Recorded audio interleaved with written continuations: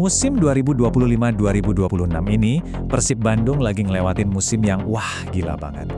Ini bukan cuma soal menang kalah di lapangan, tapi gimana kesuksesan itu ngebuka rentetan peristiwa luar biasa di luar lapangan.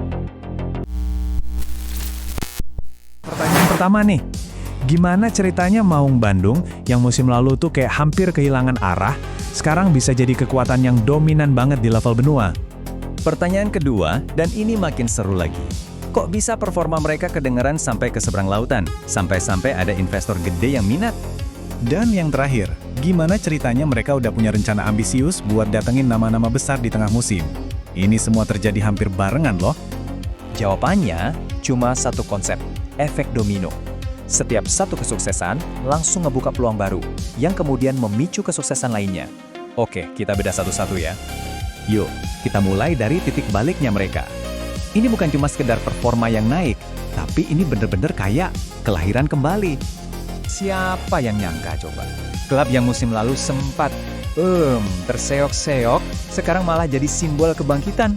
Ini cerita soal perubahan mental, budaya tim, dan semangat yang nyala lagi di semua pemain, staf, dan tentunya jutaan bobotoh. Nah, bukti nyatanya ada di mana? Jelas di panggung Asia, di AFC Champions League 2. Disinilah semua domino itu mulai berjatuhan. Coba dilihat klasemen ini. 3 pertandingan Persib ada di puncak grup G. Kokoh banget. 2 kali menang, sekali imbang. Ini nunjukin kalau mereka tuh sekarang mateng dan efisien. Bukan lagi tim yang datang cuma buat jadi pengembira. Nah, yang bener-bener gila dari sini tuh, statistik pertahanannya. Cuma kebobolan 1 gol dari 3 laga di level Asia. Gila kan? Ini nunjukin disiplin taktis yang luar biasa. Mereka bikin 5 gol dan gawangnya hampir nggak bisa ditembus. Pelatihnya sendiri, Bojan Hodak, udah ngerangkum semuanya dengan pas. Tim yang mungkin dulu gampang goyah, sekarang solid banget, sabar, dan tahu kapan waktunya buat neken lawan. Ini namanya kedewasaan. Sukses di lapangan ini, ya udah, langsung bikin domino berikutnya jatuh. Sorotan media global yang wah belum pernah kejadian sebelumnya. Dan ini gambaran yang pas banget soal lompatan besar yang mereka alami.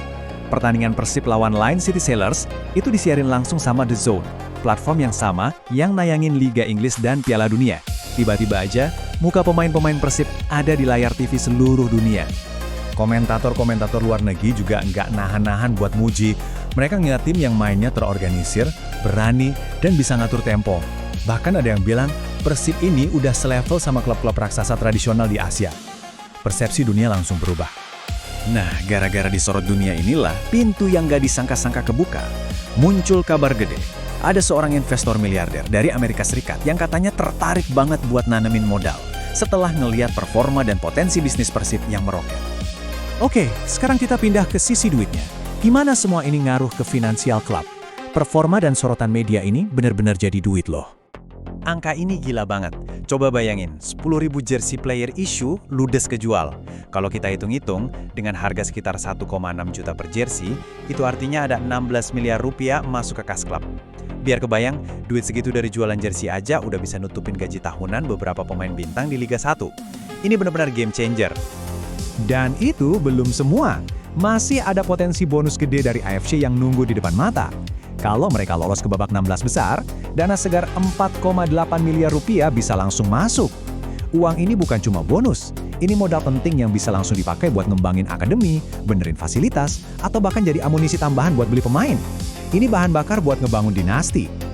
Nah, poin pentingnya, kekuatan finansial ini juga didorong sama basis supporter yang luar biasa. Kayak yang kita lihat di grafik ini, rata-rata penonton Persib di kandang pas main di ACL2 ternyata ngalahin klub sekelas Al Nassr. Ini bukti nyata soal kekuatan dan gairah bobotoh yang nggak ada tandingannya, aset yang harganya nggak ternilai. Nah, dengan sukses di lapangan dan kondisi keuangan yang kuat, manajemen sekarang gerak cepat buat masa depan. Ada rencana besar yang lagi disusun di balik layar.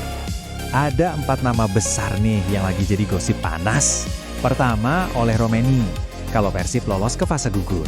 Kedua, Rizky Ridho, yang kalau kejadian bakal jadi transfer paling panas se-Indonesia. Ketiga, ada rumor CLBK sama Ciro Alves. Dan yang terakhir, pemain asing rahasia di posisi gelandang serang. Ini sinyal yang jelas banget soal ambisi mereka.